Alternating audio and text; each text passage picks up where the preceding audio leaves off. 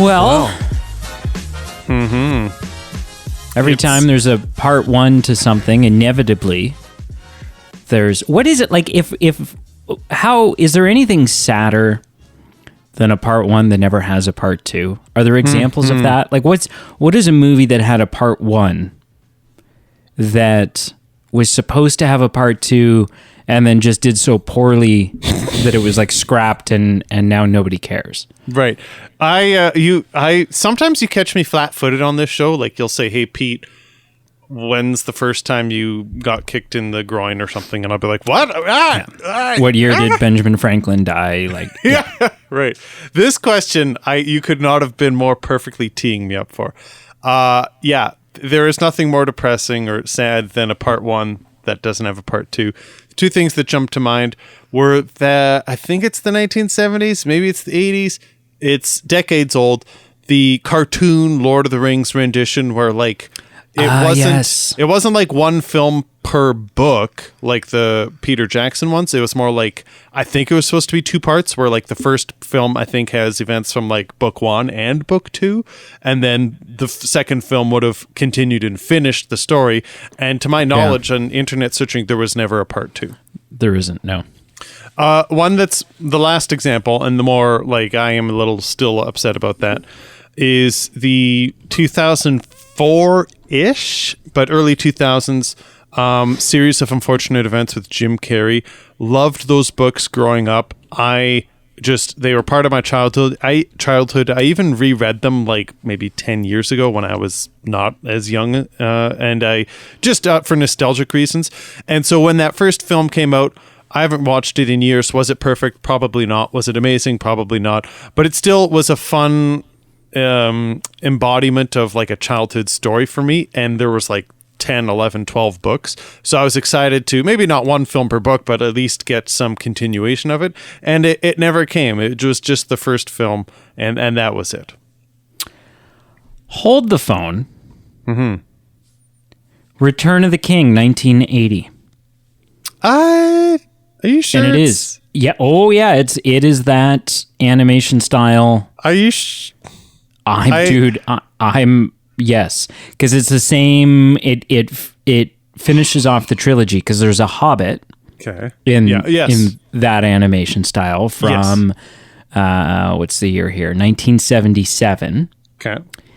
And then the Lord of the Rings, which is like part one and part two, kind of, sort of. Yeah. Came out. Let me see here. Oh, interesting. I did not realize that. The guy that voices Bilbo in The Hobbit also does the voice for Frodo in The Lord of the Rings. Okay. Lord of the Rings. So, Hobbit's 1977. Okay. Return of the King. Oh, he plays Bilbo and Frodo in 1980. How do you even watch this? What do you mean? Oh, I don't know. Yeah, that's the key. That sounds like something only for the pirates.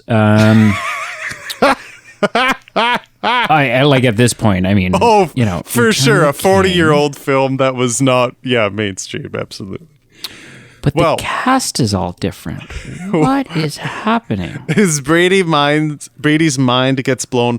At a few minutes in, I will break the ice. Welcome to the Movie Men podcast. I am Peter. The news giver of finding this treat for me is Brady, and we are the co-hosts to your show. Thank you for joining us.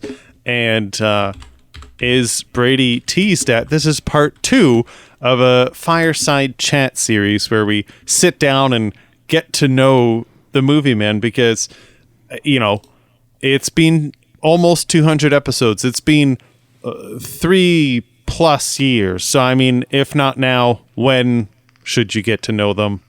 It's time. Yeah, okay. So 1978 is Lord of the Rings. Although It seems like there's some weird stuff here because all of the actors, Like the actors that play Gandalf and Bilbo and stuff like that are the same in The Return of the King as they are in The Hobbit, but it looks like Lord of the Rings Part 1. Okay, hang on. I'm going to read this. I don't care. I don't care that people don't care. The film was originally intended... This is talking about Lord of the Rings, the animated 1977 or 1978 one. The film was originally intended to be distributed as Lord of the Rings Part 1. Initially, a trilogy was planned. This was revised to 2 planned films because of limited budget. So-and-so resigned. He completed the film. Untitled artists executives told him that they were planning to release the film without indicating that a sequel would follow because they felt the audience would not pay to see half a film. Which, I mean, they do nowadays all the time. Yep.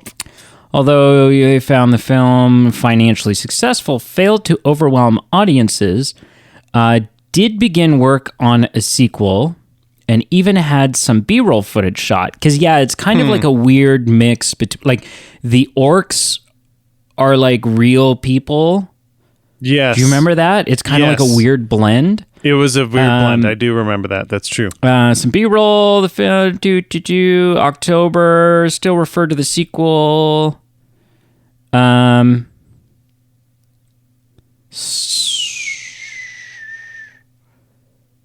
Oh, okay. So something weird happened here. Indeed, the interview Bakshi, who I guess is the guy behind the first one,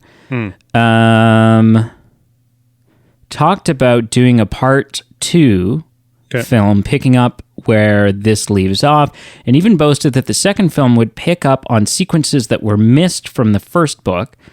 Went so far as to try to stop the Return of the King TV special. Was aware of the passes and angrily commented that The Lord of the Rings is not going to have... Oh, interesting. Okay, so listen to this.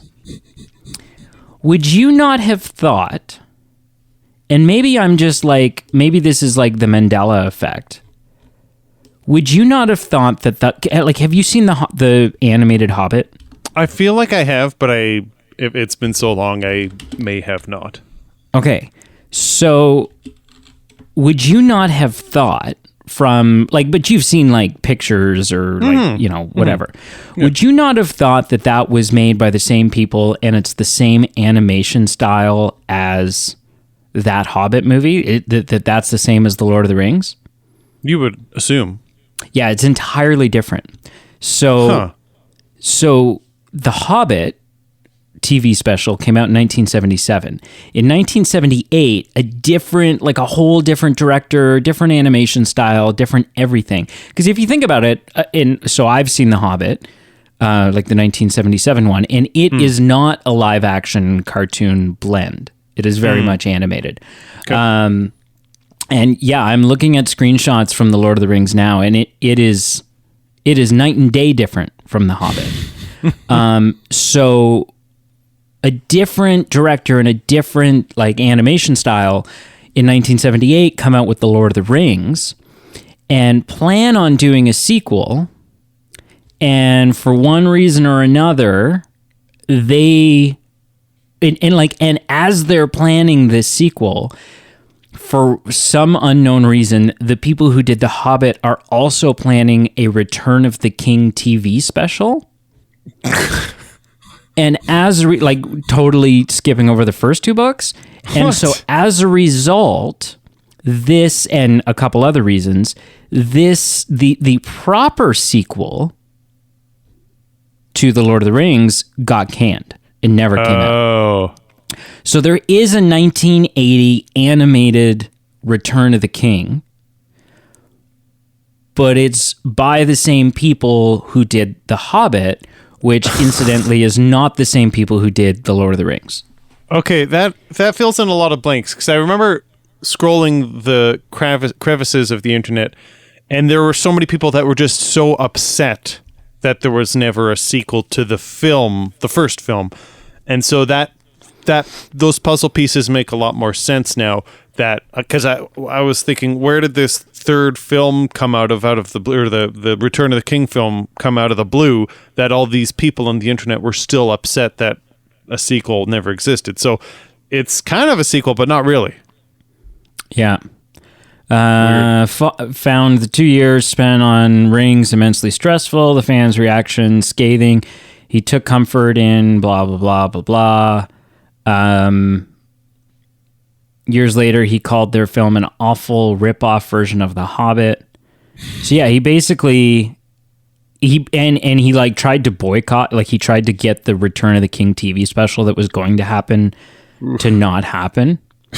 And there was a lawsuit and all of this stuff. During the development of the live action films, Bakshi, who did the first Lord of the Rings animated one, said he was approached by Warner Brothers to make the second part, but refused as he was angry of not being notified about the live action films.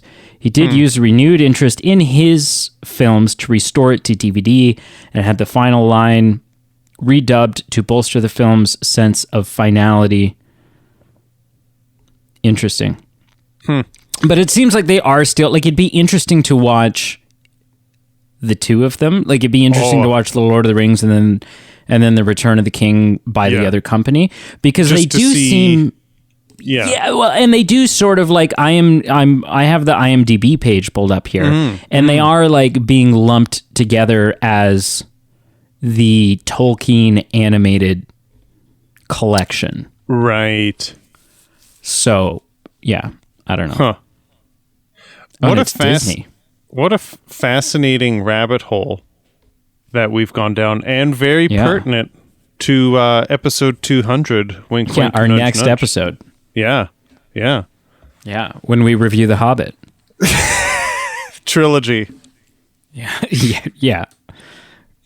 Gross. All right.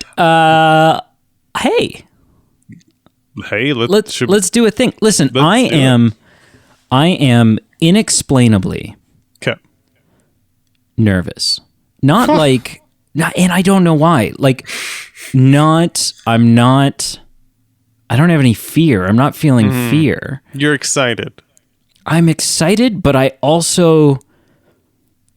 I've never gone into an episode of this podcast as in the dark, as not knowing what the hell is going to happen. Yeah. As I am right now. Very few. Like, I can think of maybe 2 episodes, maybe 3. Casino Royale, when we did it, because I said, that was my movie. I'm holding the reins for that. Yeah, but I'd still watched the movie. Yes. Like, I still had conversation point. I knew what I wanted to talk about. Right. I have no idea what I'm going to talk about. I have zero control. Yeah, all the examples I'm thinking of are things that you knew what the main topics would be, but not my opinion per se. So yeah, this is very different. This is very different. Very, very different. So last week, I asked Pete 50 questions. And it wasn't a long episode, but like initially 50 was much to Pete's chagrin, because he heard 50 and he was like, oh, God, like, hell no. I have to go to work on Monday. Like, I don't have time for that shit. But it went quick. It did. Yep. It went quick. And so now, presumably, you have prepared 50 questions. I've prepared less than 50. So, pulling the curtain back a bit, I picked questions. They total a number of 40, and some are overlapping of what you said. Some are completely different. The ones that I overlapped, they were just interesting questions, and my kind of goal when I made these questions were, is this something that I and also the listener can learn and glean and enjoy about Brady? And so that's why. So there was some carryover. So some of the questions you will remember, but some will be new. So 40 questions. 40 in total. And is there, like, are we going to get into, like, my criminal record and stuff? Like, I'm very curious. Time will tell. Time will tell. Okay, well, take it away, sir. All right. They jump around a bit. Some of them are clustered in topic, but there's some jumping around just to kind of keep it frosty. All right. So, what is your favorite movie of all time? And I started thinking about this about an hour ago because I knew this was the only question that I had any degree of certainty was going to come up. My favorite movie is a question that changes like the weather. Like I'll give you this answer now. Yeah. And I might not be satisfied with this answer by the end of the 40 questions. Sure. But the one that comes up, like there's three that come up the most. And I feel like I have to pick one of those three. That would seem logical. I'm going to go with, just because so the three, I'll tell you the three that come up the most, and then I'm going to tell you the one that I'm going with. Sure. The three that come up the most are Sound of Music, Titanic, Okay. Checks out. and Edward Scissorhands. Oh, okay. And I'm going to go with Edward Scissorhands because Titanic is a masterful movie, but it's not telling you anything. It's not there's no like really deep richness to it. It's just a masterfully made, incredible movie. Sure. Sound of Music is heartwarming, and there are some really powerful messages behind it. But it's also just like an adaptation of a stage play, But Edward Scissorhands was a movie that caught you off guard with did it ever? how good it is and the powerful message behind it of like we as a society tend to ostracize what is different, what we don't understand. And we do it to such an extent that they are not just don't just feel unwelcome, but are forced to become outcast. And it's so powerful and it's so rich and it's done in such a macabre kind of way, which is like right up my alley. And so it comes up as much as the other two do. And I've been contemplating an Edward Scissorhands tattoo as a result because I'm so and just like I'm so in love with that message, and I'm also in love with the fact that like I don't know that there's something more heartbreakingly romantic than if you remember the end of Edward Scissorhands, right? Because he does not age, because he's not actually fully human. Right. He's still the same. Like it's like 65 years later. Right. And Kim, Winona Ryder's character, is this grandmother telling the story to her, and he's up there 65 years later, and the angel of an ice sculpture that he's carving is still of Kim. That his love for her ran so deep that he will carve ice sculptures of her until the end of his days. And it's just so powerful and so rich. So I'm going to go with Edward Scissorhands.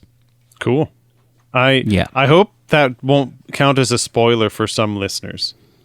It came out in 92. I feel like if you have not at this point seen it, and that's not, I mean, that's not a huge, it's still worth it. No. Yeah. It's still not known that he's a twin brother, and that comes pretty key. Cousin twice removed, Twice removed. Yeah. What is your favorite movie viewing of all time? And so by that I mean it might be the time you saw Edward Scissorhands, but not necessarily. Is it the first movie that you watched with your mum? Is it seeing a specific film in theaters? Is it watching Ace Ventura every Thursday night because that's how you unwind? What's your favorite movie viewing of all time, if you have one that you stick out? I have two for two very different reasons. Sure. Very different reasons. Both of them were theatrical experiences. Okay. The first being Titanic's re-release in 3D. And I've talked about that several times. Oh, yeah. But something about the going back and converting something into 3D process makes the 3D flawless. flawless. And it was just so, being one of those top 3 favorite films, and then to see it remastered in 3D in this like flawless, breathtaking, eerie, because it just like things aren't popping out at you. It just adds depth. Yeah. Yeah. I still look back on that night, and I've said many times, I would drive 10 hours straight. Right. To go see that, to have that experience again. The other I look back on fondly now, but it was not fond at the time, was the first Paranormal Activity in the theater. Oh, sure. Because the found footage horror genre was in its infancy. Yeah. And that film is presented very much as real found footage. Sure. And I was up all night. And we were younger too. Both age wise, like you and I were obviously. I was in my teenagers. in like my mid-teens, early teens, and also just as audiences, we were more naive too, right? So when you see something absolutely. like that, yeah. And so it wasn't until like the next morning that I got online and figured out, that was fake. That was fake. Yeah. But I was like. It was terrifying, because for the whole 90 minutes that I was in the theater watching it, I was like, oh my God, this is real. And this is, I can't believe what I'm seeing. It was like a documentary, right? I was like, I can't believe what I'm seeing. I can't believe this is caught on tape. So, yeah. Wild times. What's your favorite film soundtrack? Oh gosh. Edward Scissorhands, I think. Oh, really? Okay. Yeah, my favorite film composer is Danny Elfman. And I love the way that Danny Elfman uses human voice in his like this like choir kind of like moaning, wailing, wispy kind of thing.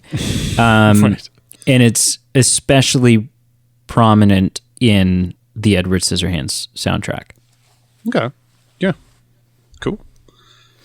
What's the first film you remembered seeing in theaters? First film I remember seeing in theaters. I have drive-in memories that I think predate movie theater memories. Oh, cool. But in a movie theater, I think my oldest memory, and I don't know if this is like the first time I went or just like this was one of the more memorable ones, but the first Harry Potter was the first one like in an actual theater. Yep. For some reason, I have a memory in the drive-in that I'm fairly certain predates that. Well, no, it certainly predates that. And it's Flintstones Viva Rock Vegas. Oh, man. Yeah, which is like the perfect drive-in movie, right? Because you're like, oh, if I fall asleep during this, no one gives a shit. Right. Okay. How do you usually spend your downtime when you're not working, when you're not doing schoolwork? How do you spend your off days? It's a combination of things. It's either building into my YouTube content and trying to like grow a personal brand. Sure. I have been pretty public on this podcast about being a naturist or a nudist. Sure. And so I spend a lot of time either naked with my friends or, just at the campground, kind of laying in the sun or floating in the lake or stuff like that. I'm also a big video game guy. Yep. But as I've gotten, not even as I've gotten older, I'm very specific with my video games. So like I've got a YouTube gaming channel, Brady TV Games, all one word. Nice. And so I play lots of different games on there, but if I'm playing games just for me, it's got to be something with an immersive story. So right. I like the Assassin's Creed games, even though they've burned me like the last 8 installments. Right. I just keep buying them. Right. The Batman Arkham games, because I'm a huge Batman guy. So Cool. like that's a big thing for me. I'm looking forward to the Harry Potter game that's coming out early next year. Sure. So stuff that I can lose myself in the fantasy of this is me and this is who I am. Yep. I was big into Rock Band too, back when I had like so many Rock Band guitars and they were like decked out with stickers and decals and all kinds of like. When you say Rock Band too, like specifically the second Rock Band or just as well? Oh, no. I was a big Rock Band fan Gotcha. as well. I assume so. Yeah. Gotcha. Yeah. Cool. All of them except Rock Band 4. Rock Band 4 was like, what were you thinking? Yeah. What's the most important thing you've learned in life? Wow. The most important thing I've learned in life is that if you let the things that you have no control over get to you, it'll kill you. Like quite literally, not just like, oh, it'll drive you nuts. It could kill you.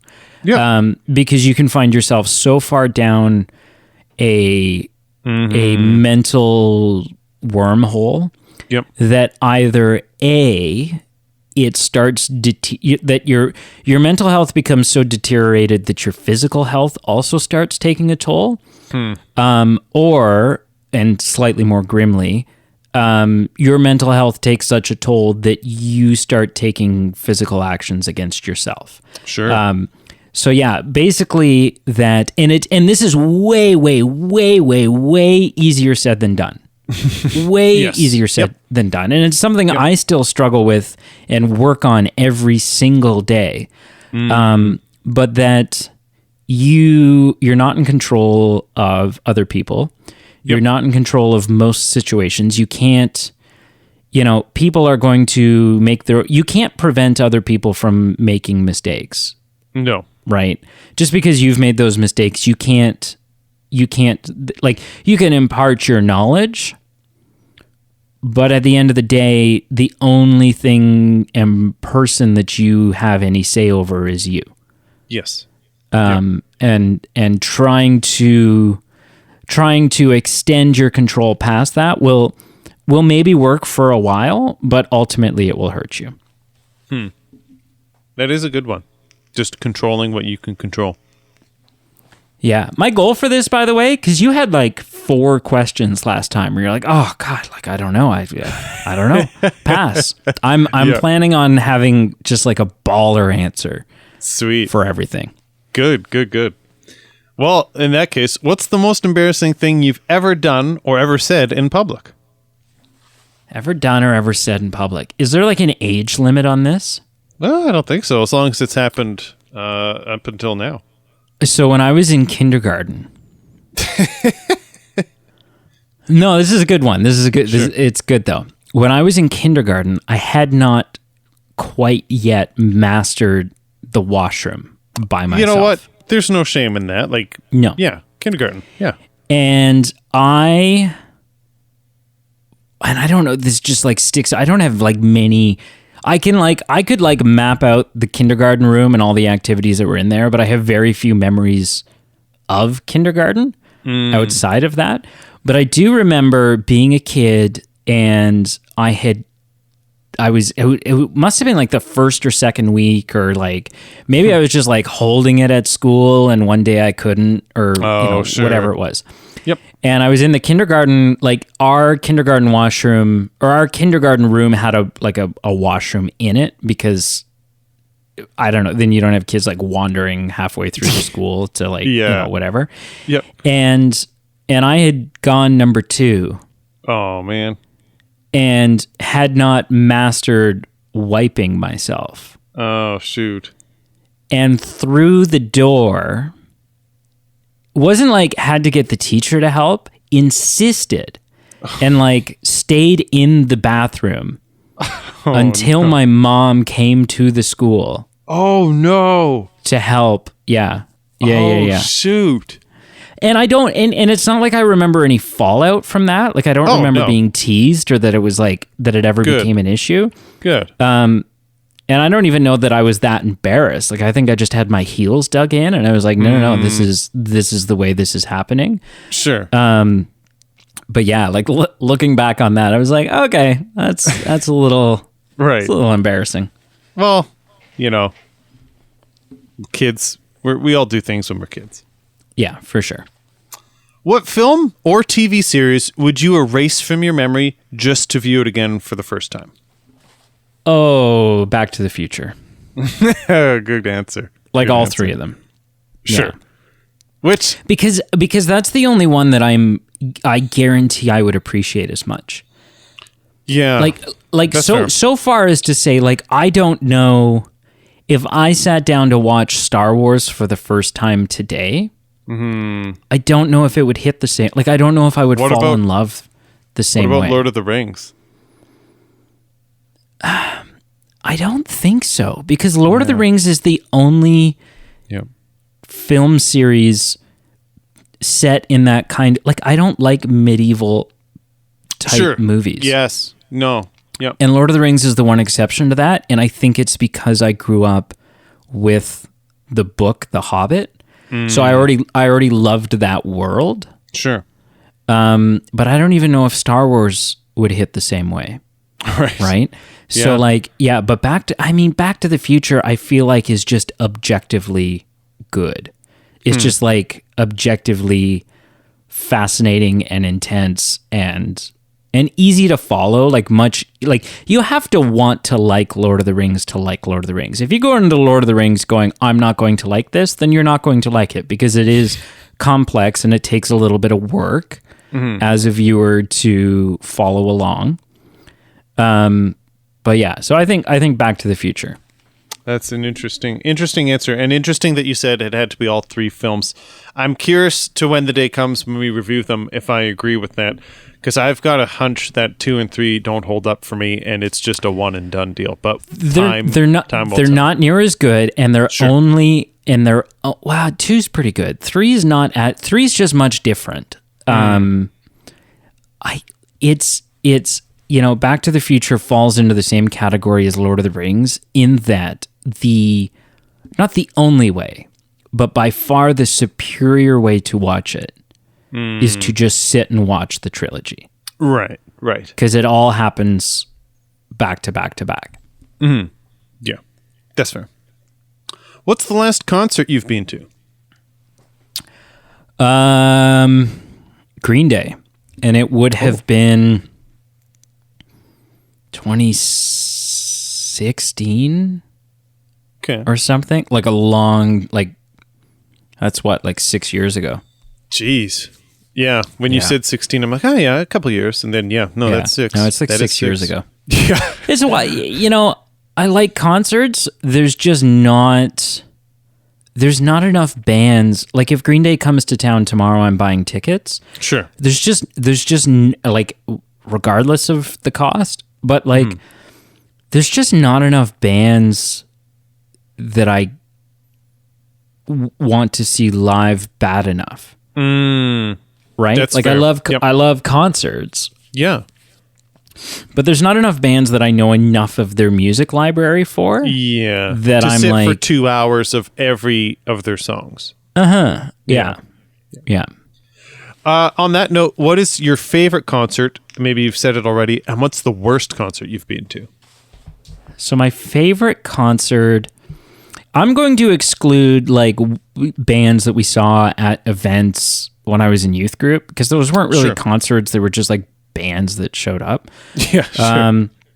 The best concert was, I saw Green Day twice and they were both incredible. So I would say like one of those, probably the first one, not because it was the superior concert, but just because it was like, they had been my favorite band for like 12 years. And so I was just so beside myself the whole time. Right. So it was a much more surreal experience.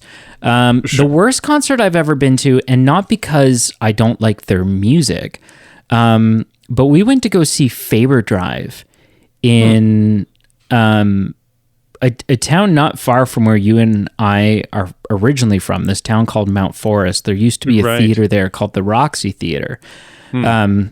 And it's now closed down and they've turned it into like an H&R Block or some stupid thing. But it was just, they were much louder than their sound system afforded them to be. Yeah. And so it was just distorted and awful the whole time. Yeah. Like it just didn't sound good. So kind of on a technical reason, it was the worst. Not that it wasn't a horrible band or, No, I mean, they put on a great show. Yeah. No. They put on a great show. It was just like, this is painful right from the get-go. Right. Yep. Describe yourself in a single word. Oh. I feel like creative is a cop-out as to...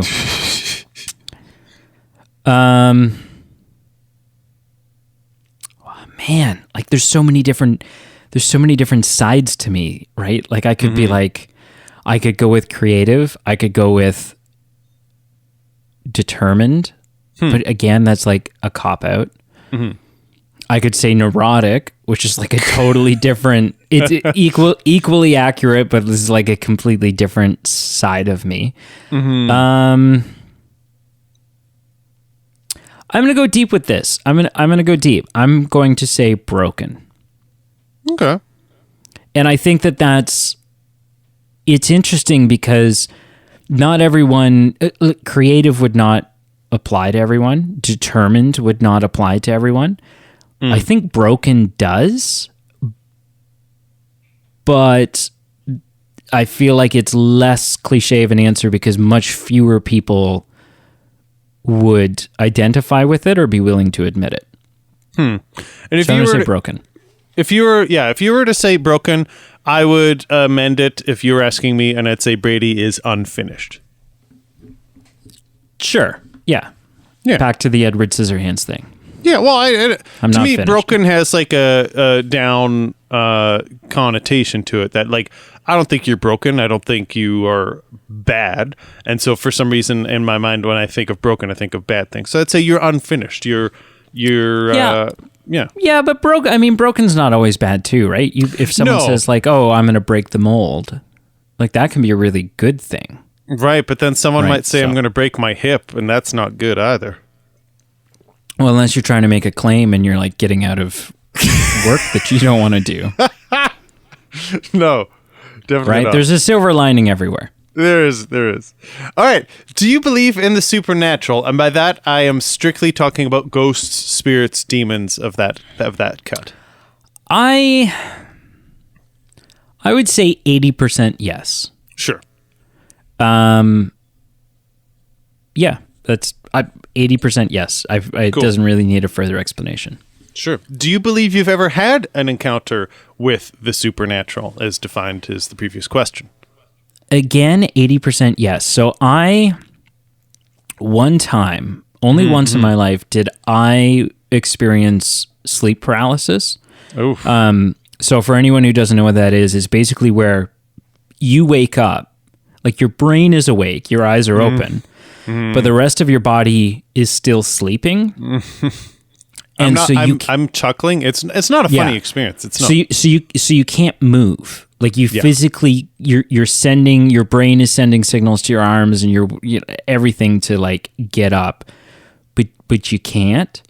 And I just remember, not only was I feeling that, but there was like, I felt this really dark, like, I don't want to say presence, but like, I felt like I wasn't alone in my room. Frig. And that there was like this dark, shadowy thing. And what's really interesting is if you go online and you look up like people's accounts of sleep paralysis, I am not alone in that. Like there's a lot of people who describe that exact same experience of this like dark, shadowy figure. So I don't know. I don't know if that's just like, oh, that's what tends to happen within the brain when you have sleep paralysis, or if, sleep paralysis is not just physical medical phenomenon, and it's actually, a gateway or something. Some sort of like supernatural attack or something like that. So yeah, I don't know. That's creepy, man. I would tend to agree with you. I'm like probably like 80% or somewhere in that range. I don't think I'm the type of person like when when you see like TV documentaries where it's like my Aunt Martha, who's passed, left, threw a box of Smarties off the shelf, and I think it's her talking to me. Like, I'm not into that kind of hokiness. Oh, yeah, no, I should specify. I don't believe in ghosts. I believe... Oh, okay. Like, that 80% is for the idea of angels and demons. Yeah, I think... I would say I'm probably... Yeah. Yeah, I don't believe Aunt Edna is floating around somewhere. I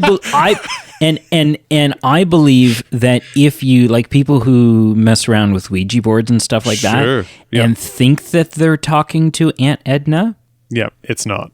It's not Aunt Edna. It's something much more sinister that knows that if they pose as Aunt Edna, you'll be much more receptive to let them in. Yeah. Yeah. I'm of the exact same cut. I think there are things that maybe mimic human entities, and then that's a way to channel into different things, but I'm of the same cut. Yeah. Cool. Where was I here? What's your favorite movie? No, wait. Oh, shoot. We already did that one.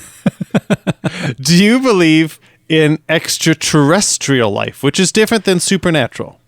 I never used... I used to sort of take like an agnostic approach to that, where I was like, I don't know. Maybe, maybe not. I just don't know. Mm-hmm. And then in the last, 2 or 3 years, I think I'm now in the camp of how can you not? Even if have we been visited by them? That's an entirely different question. But is there something out there other than us? And if you start looking up and you really wrap your head around how many, the sheer number of the sheer number of stars out there and galaxies and planets and so on and so forth, regardless of your worldview, your religious views, your whatever else, I think it's ignorant to think that out of this astronomical number of planets, a number so large that you can't even comprehend that number. Right. That somehow this is the only life-supporting planet that has managed to conjure up life. Right. So I don't know if they're as intelligent as us. There's a very good argument to be made that there's civilizations out there much more intelligent than us. I don't know. Sure. But even if you've ever watched Keeping Up with the Kardashians, you'd have to assume that, yes, they're much more smarter than us. Well, Elvis wasn't from here. We all know that. But even if it's a planet out there and the only life on that planet has got the same computing power as our earthworms or something like that, there's got to be something else out there. There has to be. Just from a mathematical standpoint, it is so incredibly, impossibly unlikely that it's just us. I'm genuinely of the same cut. The previous question we said, 80% this, or we think it's maybe more this realm versus Aunt Martha and this and that. This one is more cut and pasted for me. It's just yes versus no.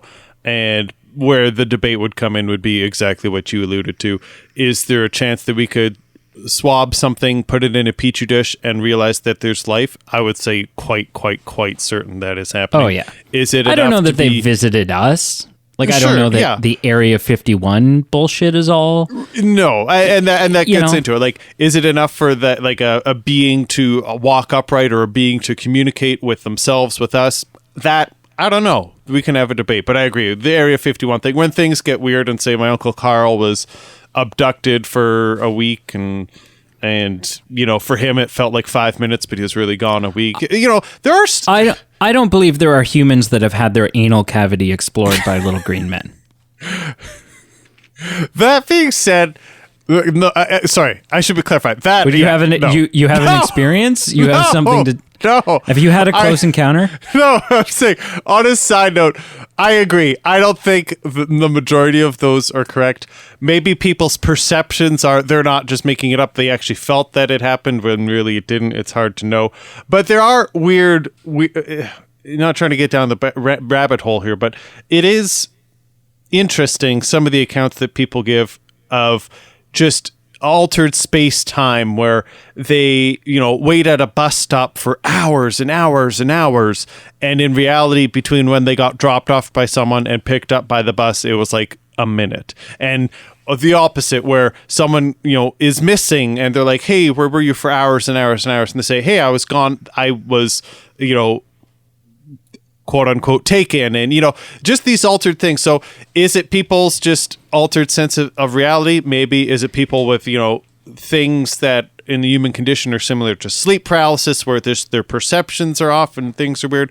Who knows? But yeah, I mean, I've been blackout drunk before, so no, it's different than that. Okay. Next question. Do you believe you've ever encountered extraterrestrial life? I'm assuming not, since you said, it's ambiguous, but I'm assuming it would be very low-hanging fruit right now to talk about my failed marriage. So I'm just going to say no. I don't think I've ever encountered little green men. Two things. One, I'm changing the subject. The other, I want to bring it up before I forget. You mentioned your sleep paralysis. I don't have anything supernatural to share while we're on this hot topic, but I do remember being in elementary school. We had a sleepover as a class trip, and it was a convention center that used to be a tuberculosis sanatorium back in the early 1900s for 60 years or something. And I remember when we were all outside, we were playing games, and I had to go inside to get my sunglasses or something, and I had to walk these eerie hallways by myself and go to my room, and I was the only person in the building at the time. And I've got nothing. Kids with Polaroid pictures had weird orbs show up on pictures and what they perceived as hands. We were in elementary school. What the heck did we know? So I'm not buying that. All I'll say is I did have a weird, uneasy feeling being alone in that building. Is it a kid, building into hype that, he's watched one too many scary movies when he's a kid? Maybe. But there was just something weird and unsettling being alone in a building that was that old and that had that history of hundreds and sadly hundreds of people pass away in the building I was in, the room I was sleeping in.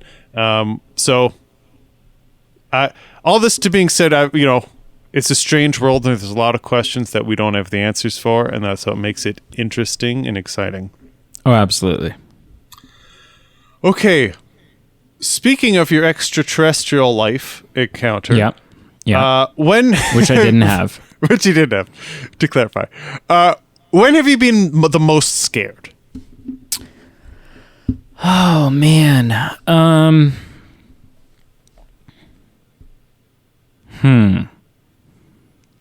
Physically scared or emotionally scared? I guess whatever comes to mind first, or what was, the most traumatizing, whatever you think. Back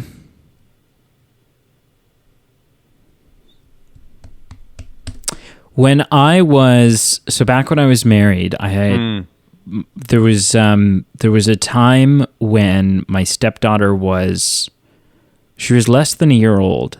We were at a friend's house watching a movie, and my daughter spiked a really high fever, and was lethargic and and so we got to the hospital at Mach 10. Sure. And she had to spend the night, and they were having trouble getting the fever to come down, and they couldn't explain it, and they kept trying to get rid of the fever, and it wouldn't go away, and stuff like that. And that was terrifying. And I just remember that is the only time in my life, people all the time would be oh, I would take a bullet for you and stuff like that. Or, you Sure. know, I'd rather something happens to me than happens to you. But like when push comes to shove, self-preservation takes over, and we're like, Sure. you know, no, screw you. That's like the only time in my life that I can verifiably say that my prayers were, please, if something has to happen, let it happen to me. And yeah, so that was a pretty terrifying night. I would honestly say that qualifies for the answer for this question. I can understand that.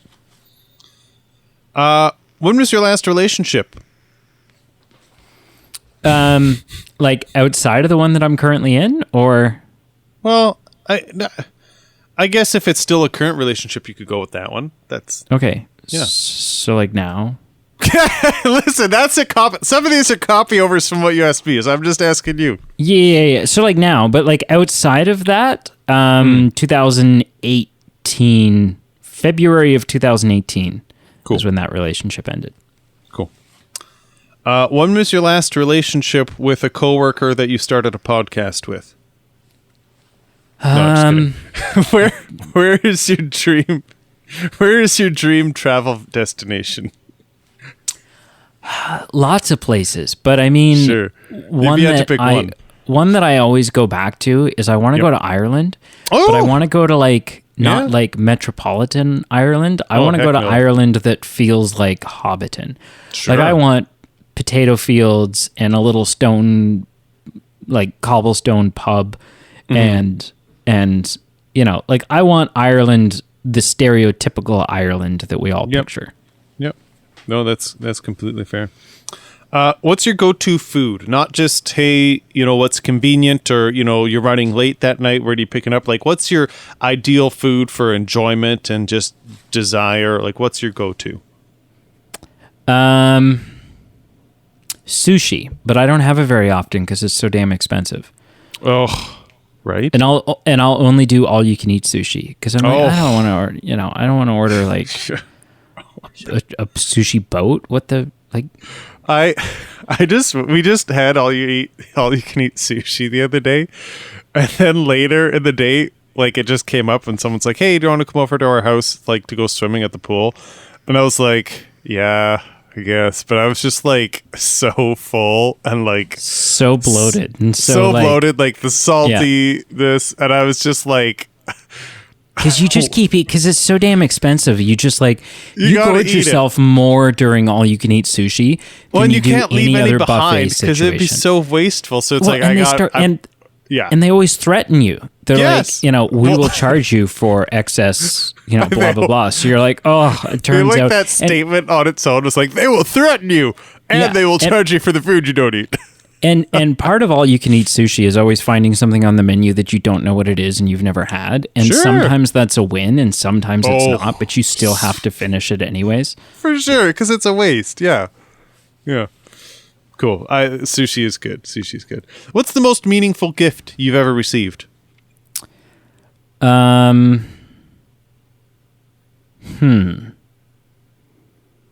Most meaningful gift I've ever received.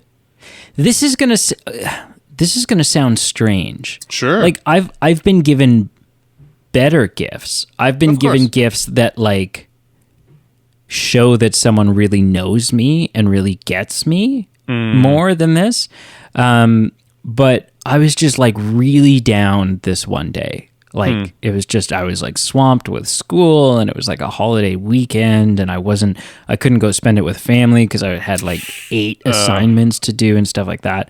And a friend drove over an hour to bring me my favorite cupcake Oh.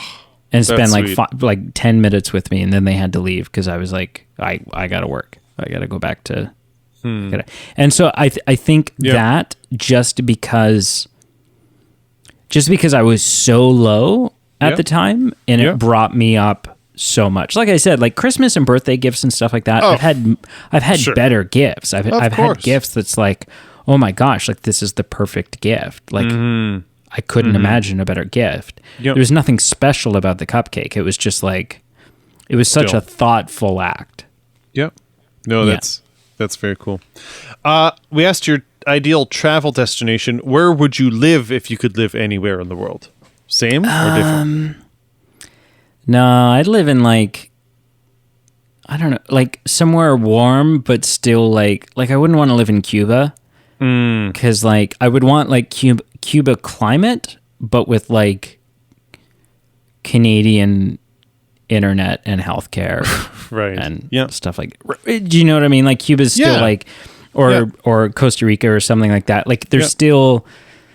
I mean, the definition of a third world country has changed so much over the years, but like they're not. It's not necessarily a great place to live. Sure, and spinning that a different way is you do enjoy where you live as a country. Like you appreciate what it has to offer. So I just have no use for winter. Who does? Who does have use for winter? And I'm going to shout him out here because he sent me Carl Eastman. Every time I say winter sucks, he's like, "Oh, we're snowbirding, it's so good, yeah." And I'm like, "What are you talking about?" Like we're. And I say that jokingly because I like Carl Eastman, you like Carl Eastman, great guy. But winter is like for a week, sure. Let's all go on the slopes, but after that, like we don't need 5 months of it. I like the idea of Carl Eastman. I thought you were going to say I like the idea of winter. I like Carl. I like Carl Eastman too. Okay. Do you believe in love at first sight? I think so. Well, I don't know. No, I mean, I think I kind of alluded to this when I asked you that question. I believe in strong attraction at first sight. Of course, yeah. Like love is a burn-in thing. No, love is like love just requires so much work and acceptance and understand. Like you can't know someone at first sight, and so and you can't really love someone unless you know them. Sure. But I do believe in like very strong attraction. Like I believe in being mesmerized by someone at first sight. Yeah. Yeah. Yeah. And that's the catalyst that gets things going. Yeah. Yeah.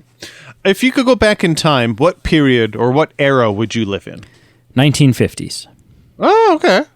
Yeah. I've always said just because it's like, you know, the glass Coke bottles, it's like the birth of rock and roll and teenage culture and like leather jackets and greasy hair. And like, there's just something fun to me about that. The 50s. I'm with you. That used to be my answer for the longest time. And no period in history is ever perfect. Like even today, there's garbage going on. But I think I've had the 50s ruined for me. Just like I used to think of it romantically, like, jazz music, pop bottles and whatnot. But then when you realize that like people, because of their skin color, were still treated poorly, or women were still disadvantaged in that time, you know, in some ways the 50s has had its shine wear off for me. And I'm like, you know, even medical care, like, you know, it's not that long ago, but like wasn't as good. So like, I guess my point is maybe the 80s are a bit better. You know, there's some advancement. It's not perfect. Even today, human equality isn't perfect. Healthcare isn't perfect. But maybe 80s is the perfect in between where you got some cool music, some fun times, and things are a bit more equal. If you go back to the 50s, you got to get like back on board with like bloodletting and stuff like that. Well, I just mean things are a little bit more, you know, imaging and surgery and diagnostics were not as for sure. What's your all-time favorite movie quote? I don't know that this is my favorite, but it's the one that I use all the time. And it's from Titanic. Sure. And it's, "Please, I have a child." And I don't know why. I don't like it comes random. Up. I use it at least once a month, and so I don't know that it's my favorite. Like, but it's in a way, like I think what would make it perfect is if you said it in circumstances that did not make sense. Oh, and usually it is. Yeah, usually it is. And then I'm like, "Please, I'm all that she has in the world," and like, Yeah. So I think it'd be funnier if like there was one donut left and it's like, please, I have a child. I have a child. Yeah. See, like I'm things gonna like use that. that next time. Yeah, like things where it's just like, what? It would be funnier. What's your all-time favorite film character? Oh, favorite film character. I think I have to go back to Edward Scissorhands. Yeah, just the complexity that's conveyed in so many or so few words, and like, again, sort of that like creepy aspect to him when really he isn't. Right? Really, he isn't. Yeah. He's the world's biggest sweetheart. Yes, But he really yeah. is. He's altruistic and pure and yeah. Who's your celebrity crush? And is it Edward Why is it Edward Scissorhands? And why is it Edward Scissorhands? No, I mean, currently, I don't know. I've got lots from the past. I mean, oh, no, I do know. Well, so it's two of them. It's two. One is, and I always goof on her name. It's the girl from Jojo Rabbit and Last Night in Soho. Okay.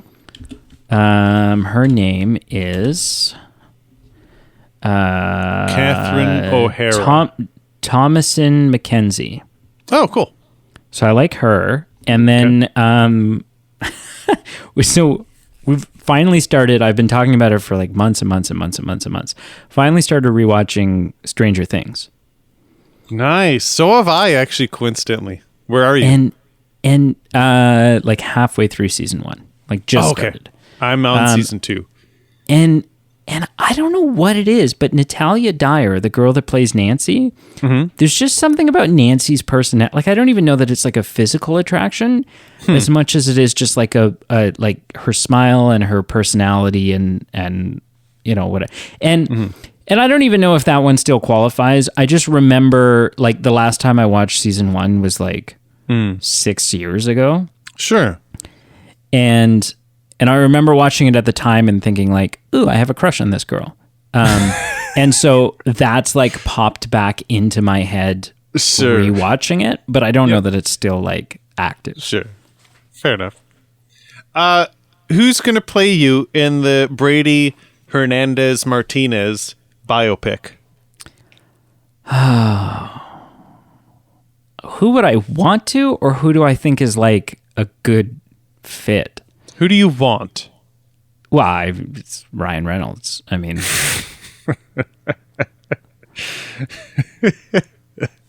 That's a good fit. Yeah. It's not like you said Dwayne Johnson or like Catherine O'Hara or something that's like not Eddie Murphy, you know. Yeah, exactly. No, that's good. If you could be a superhero, who would it be and why is it Batman? No, it wouldn't be Batman. Batman's life sucks, man. Batman's life sucks. You know, yeah, kind of. I'd be Spider-Man. Spider-Man's got cool powers. He lives in New York. That's pretty dope. Yeah. Yeah. That's Or a fair Deadpool. answer. I mean, he's ugly as sin, but like, he doesn't really need to be good at what he does because he can't die. It's not like he has to nurse his wounds when he goes home. Right. Don't He we just all, heals. though? Don't we all? What's your go-to snack? Again, not what's like, hey, I'm hungry. What's here? I'm going to grab a handful. Like, you're watching a movie. You're playing some cards with friends. You're on a Thursday evening just doing what you're doing. What's your snack? What's your go-to? A 5-layered chip dip that I make. So like just like Tostitos or corn chips or whatever. Sour cream, Okay. salsa, Ooh, yeah. Normal or like mango or just plain or what? just like spicy regular tomato salsa. Yeah. Taco meat, Yeah. diced jalapenos, and then like shredded cheese. Okay. Yeah, I'm down. That sounds really good. Yeah. Yeah. Do you like reading books? Are you a book guy? No. I've got a lot of books. Sure. Like a lot of books. And some of them are probably listen, really you don't great have books. to brag here. Like, Yeah. listen, you don't have to tell and me some of how them, many. and some of them are probably like really great books. Sure. I just never, like, every so often I'll get into a book and then I'll just kind of like barrel, like nothing can stop me. But that happens like once every 2 years. Sure. I just don't. Yeah, I just don't. That's fair. I'm just not a big book person. That's fair. What's the best advice you've ever received?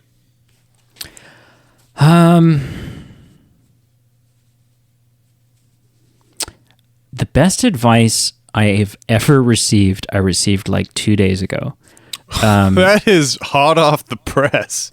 And it wasn't even like directly for me. Like I was watching a video online and it was like this advice. Sure. And the guy said, the question was asked to him, like, you know, what is it that people need to start doing differently in their life? And his answer, he's sort of like a success coach or like motivational guy. And he said, people need to figure out who they are and stop complaining so much. He said, if you're listening to this and you're fortunate enough, you need to figure out what you like. He said, if you're listening to this and you're fortunate enough to be good at what you like, then you need to have tunnel vision. And you need to just do that. Yep. Because so few people out there are good at what they like. And so if you are fortunate enough to be good at what you like, you just need to have tunnel vision towards that. Interesting. So yeah. That's very cool. So I'm going to start juggling. Good. No, I can't juggle. I've tried. Not yet. Does the end justify the means, or for you, is it just as important how you get there? I mean, that's you got to take that on like a case by case Sure. situation. Yeah, for sure. Which of the 4 seasons is your favorite?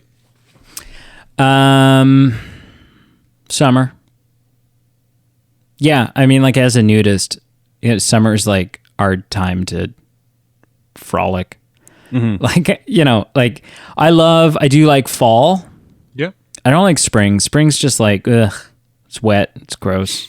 Yeah. And you get the back and forth days in dirty. spring where it's like, hey, it's 24 degrees, and then the next day it's like 11 and drizzling. Well, sometimes your spring is like, it's summer. Actually, it's winter. Oh, it's summer. Actually, it's winter. Fall's like everything's beautiful and Halloween's happening, pumpkin spice this and pumpkin pie. And to clarify for the listener, we are talking about Canadian climate here. So, that's just how it is. Yeah. Yeah. Screw you, all you down under. No, but, not at all. Just different climates. But Canadian summer, which is reflected in the whole where would I live? I'd live somewhere without winters.